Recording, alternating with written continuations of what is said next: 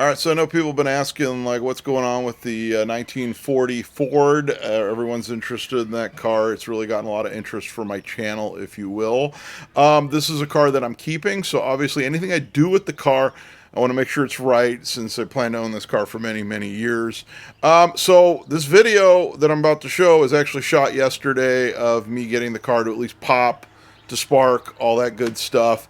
And in the video, I say I'm going to rebuild the original Ford 59 carburetors, but I actually decided to go with these bad boys.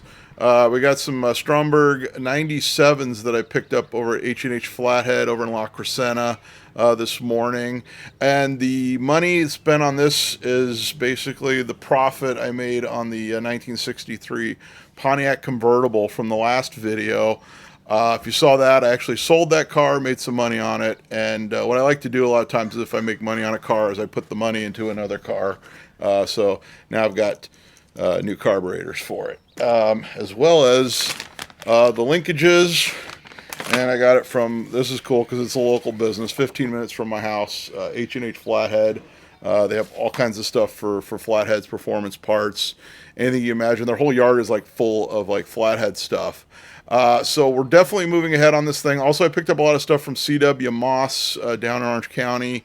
I got a brand new gas tank for it, and among other things, new sending unit. Got a dipstick, the dipstick tube, the air cleaners, and a few other bits and pieces for the car, including the hardware to mount the radiator to the car, and new hoses, just general things like that I need to get this car going. Also, I got the radiator redone. I didn't even need a record, just needed to be like boiled out. So that's done, and I got brand new tires on it. So that's kind of where we're at on this car. Now we're going to show you the video of me at least getting it to pop. I realize it's not riveting stuff. No, I don't go drive it on a 500-mile run after I get it running. But I know people are generally concerned about what's going on with the car.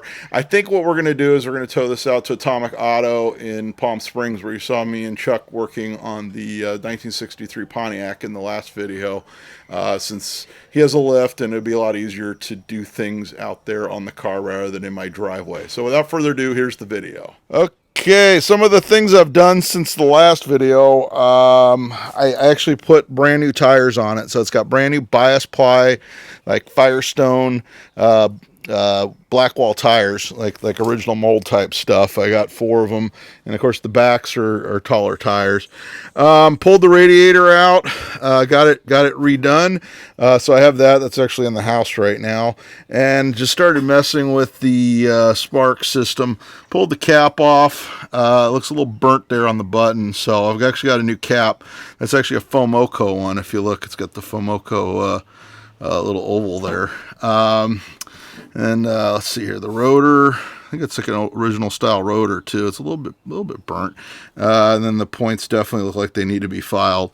So we're going to be getting to that. But first thing, we can't see if it has spark until we see it cranks. Right now I've got to put battery cable on the solenoid, disconnect the wiring to the actual car so we don't have a fire. And I'm probably going to have to pull a spark lead from the coil to the distributor cap off of something else. So I'll be hopefully doing that pretty soon.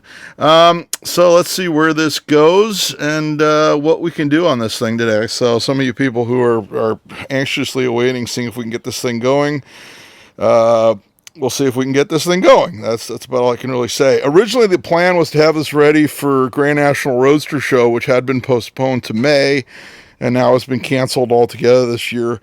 I'd really like to have this thing like somewhat reliable, running, driving, stopping, lights working, all that good stuff.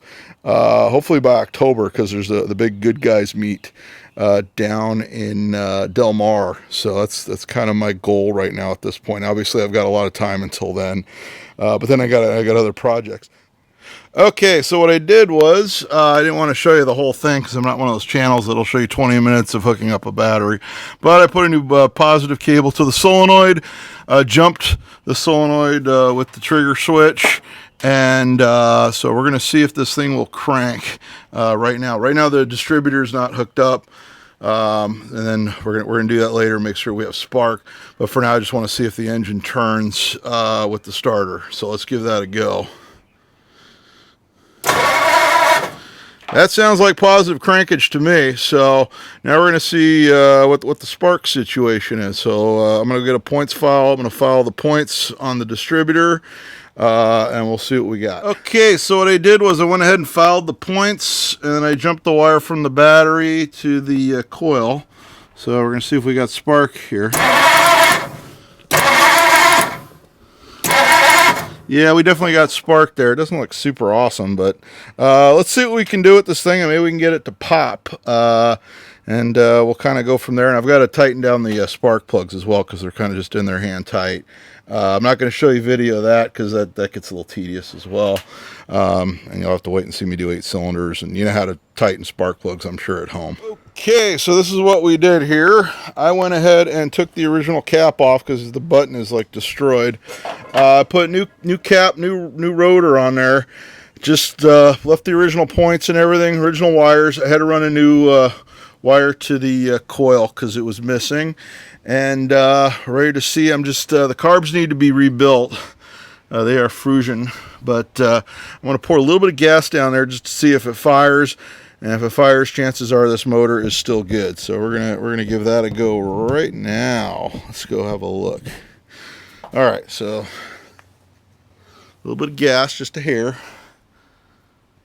down each one. A little 2-stroke mixing cup. Let's use that. I'm an old scooter guy, so I'm gonna hook up the positive to the battery, which makes popping sound. So, are we on? Yeah. Okay, let's see if it starts. Oh, that's a good sound. Oh, it's trying. Yeah, let's put a little more gas down it.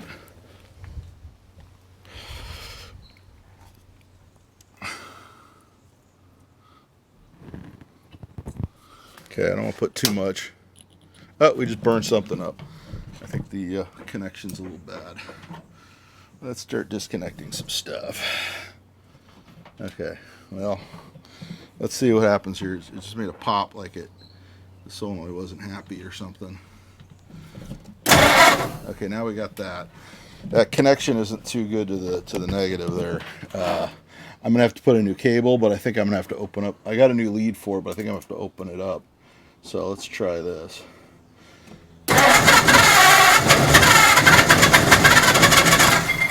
It's definitely trying. Okay, I feel good about it's going to probably start. So put a little bit down each one.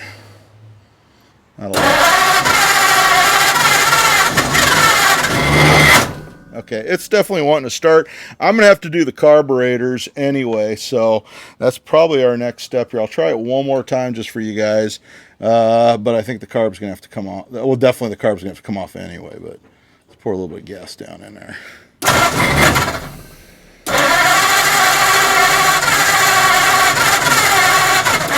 Yeah, those carbs are stuck, so let's just know that it's popping. So that's definitely a good sign that the car's probably going to run, and we'll kind of move on from there. Okay, I realize it wasn't much of a video, but there it is. The engine actually does light off, so that's where we're at. I think what I'm gonna do is I'm gonna take the car out to Palm Springs to Atomic Auto, where you saw Chuck and I working on the 1963 Pontiac convertible, the one that I sold. That the money went to buy these wonderful carburetors. So I think that's probably a better place to work on it than in my driveway, especially all the thing it needs. So I'm going to be organizing that with Chuck. Also, we're planning to work on my father's 1956 Cadillac Eldorado Baritz convertible. So that's like a big old Elvis car. My dad bought that car back in the 90s. Unfortunately, he passed in 2007, and he left me the car. Last time I drove was about 2 or 3 years ago. It has a big old leak, so we're gonna have to fix the big old leak, get it going again. It should get going because the carbs were done a few years ago, so I can't imagine it's gonna need too much. But the car's almost too nice for the channel, but I'm gonna bring it to you nonetheless. And also, I've got a few car shows that I'm planning to attend this weekend that I should be shooting at, so I'll be getting you some videos from that. So if you like what you see, be sure to like, subscribe. Leave a comment as to where you want me to see you go with this 1940 Ford. I'm planning to have it I'm really hoping to have it like ready to go for the Good Guys meet in October down in Del Mar. At least have it where I could trailer it down there and drive it around down there. I don't think I'm going to drive it from Pasadena all the way down there, but we'll see. So until next time, I'll be seeing you.